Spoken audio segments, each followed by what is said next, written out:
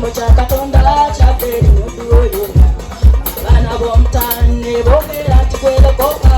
Ogende Yesu mu kibuga ekinene. Abantu b'Yesu bagenda okuzikirira.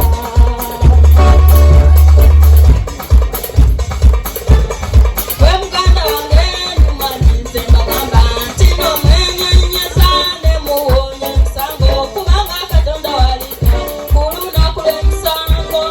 Omwana we Yesu ni wamu ne wamalayika. Kigambo kya Katonda kyadde eri muntu oyo. Abaana b'omutane boogera nti gwerokoka. Ogende Yesu mu kibuga ekinene. Abantu b'Yesu bagenda okuzikirira.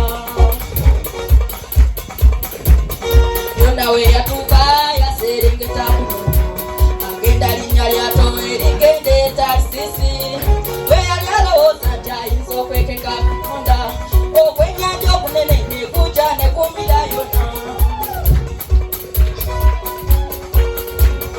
Yonna we yatuuka yaserengeta ku nnyanja agenda linnya lyato erigenda e Tarsisi.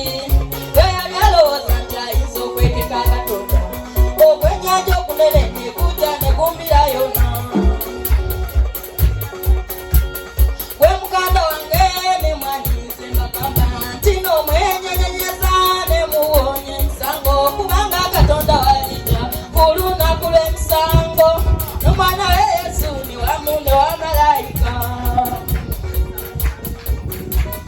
Gwe muganda wange ne mwanyize mbagamba nti n'omwenyenyeza ne muwonya emisango kubanga Katonda w'alijja ku lunaku lw'emisango.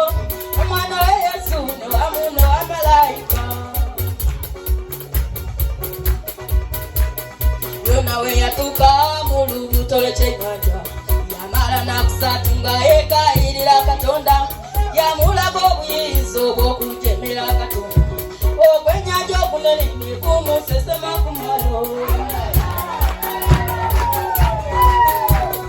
Yonna we yatuuka mu lubuto lw'ekyennyanja yamala nakusatu nga yeekayirira Katonda. Yamulaga obuyinza obw'okujemera Katonda. Ogw'ennyanja ogunene